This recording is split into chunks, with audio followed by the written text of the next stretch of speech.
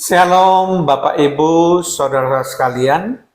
Kita berjumpa kembali dengan acara yang kita cintai, yaitu acara Menerima hari ini. Kita akan mencoba belajar firman Tuhan secara singkat.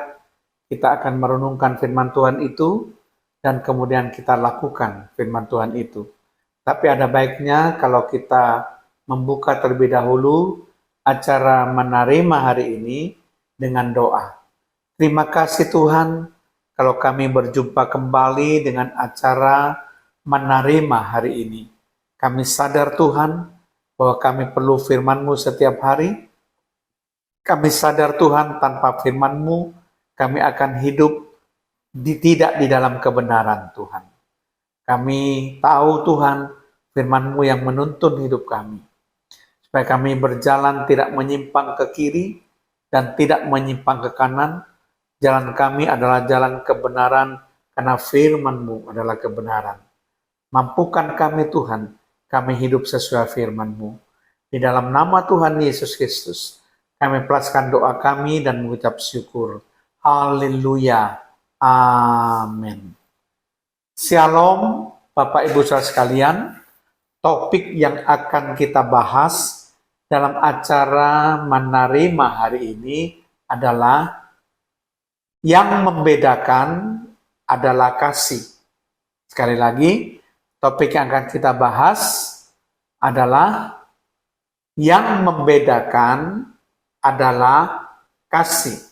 Nah, saya akan menceritakan suatu kisah di mana ada seorang wanita yang menikah dengan suami yang tidak dicintainya. Kemudian sang suami memberikan daftar pekerjaan yang harus dilakukan oleh wanita ini sebagai istrinya, yaitu sehari-hari apa yang harus dilakukan. Di mana dia harus bangun jam 5 pagi, kemudian dia harus memasak, dia harus menyediakan makanan pagi untuk suaminya. Kemudian setelah itu dia harus membersihkan rumah, dia harus mencuci pakaian. Jadi setiap hari daftar pekerjaan itu dilakukan oleh si istri ini dengan hati yang tertekan. Dan dia merasa menderita melakukan semuanya itu. Dan ini berlangsung bertahun-tahun. Tetapi si istri itu hanya bisa menghibur diri bahwa ini kewajiban seorang istri. Tapi semua dijalani dengan perasaan hati yang menderita dan hati yang tertekan. Tidak ada sukacita sama sekali ketika dia melakukan kewajiban yang ditulis oleh suami setiap hari apa yang harus dilakukan. Kemudian si suami itu meninggal dunia karena sakit, dan tidak berapa lama kemudian si wanita itu berkenalan dengan seorang pria lain, dan dia begitu mencintai pria ini dan akhirnya memutuskan untuk menikah kembali. Jadi artinya dia menikahi si suami yang kedua yang sangat dicintainya. Kemudian dia melakukan pekerjaan yang sama sehari-hari. Masih tetap sama pekerjaan yang dilakukan, yaitu dia harus bangun jam 5 pagi, dia harus memasak, dia harus menyediakan makanan pagi untuk suami, menyediakan peralatan yang akan dibawa ke kantor, kemudian dia harus membersihkan rumah, mencuci pakaian, tapi dia melakukan semuanya itu dengan sukacita. Tidak ada hati yang tertekan, perasaan yang tertekan. Tidak ada hati yang menderita ketika dia melakukan semuanya. Bahkan dia melakukannya dengan tersenyum, dengan menyanyi, dengan lagu-lagu sambil mengerjakan pekerjaan rumahnya. Jadi ketika kita melihat kedua gambaran hal yang dilakukan oleh wanita ini, kira-kira pertanyaan kita adalah, apa yang membedakan?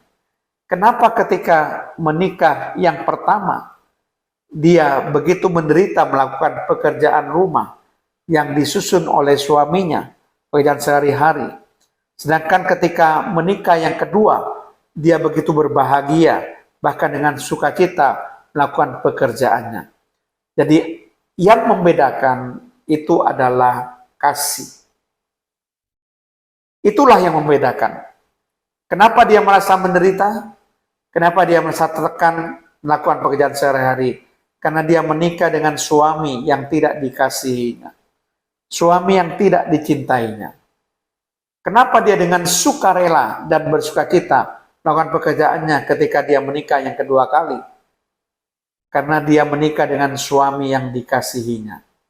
Nah, kasih inilah yang membedakan, yang membuat si wanita melakukan pekerjaannya dengan sukacita tanpa rasa tertekan. Demikian juga kalau kita melayani Kristus, maka hal yang dibutuhkan adalah melayani Kristus dengan kasih. Kalau Bapak Ibu saudara sekalian tidak punya kasih dalam melayani Kristus, maka kita tidak akan bisa menikmati ketika kita melayani Kristus. Mungkin kita melayani dengan terpaksa. Mungkin kita melayani hanya formalitas, hanya rutinitas. Tapi kalau kita mempunyai kasih, kita akan melayani dengan sukacita. Firman Tuhan katakan bahwa kita harus mengasihi seorang akan lain dengan sungguh-sungguh. Jadi ketika kasih itu ada, maka itu semuanya akan bisa membuat hal yang seberat apapun itu menjadi ringan. Karena kasih itu menutupi dosa, menutupi kekurangan. Seperti yang dikatakan 1 Petrus 4 ayat yang ke-8. Tetapi yang terutama, kasihilah sungguh-sungguh seorang akan yang lain. Ini perintah Tuhan. Mengasihi sungguh-sungguh seorang akan yang lain. Sebab kasih menutupi banyak sekali dosa. Jadi artinya kita mampu mengampuni itu karena kasih. Kita mampu memaafkan kesalahan karena kasih.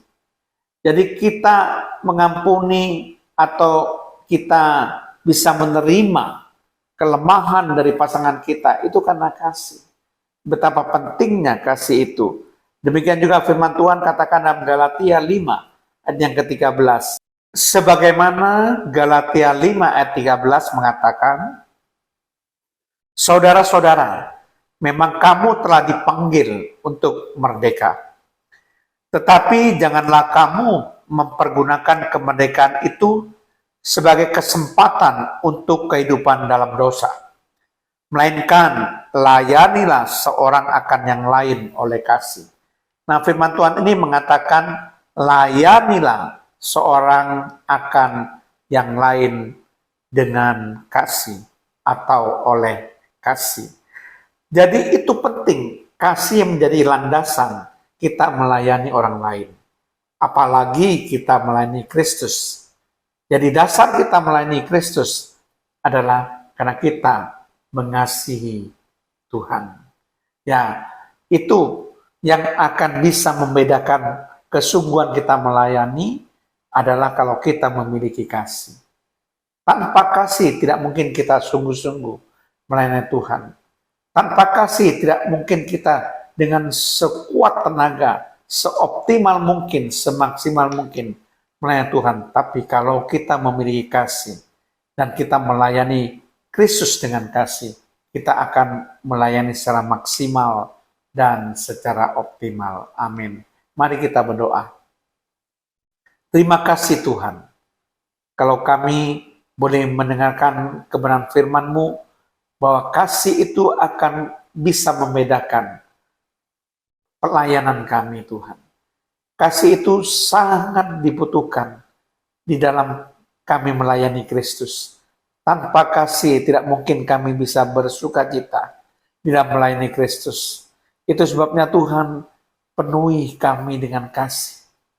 Biar senantiasa kasih Kristus itu ada di dalam hati kami. Ada di dalam hidup kami.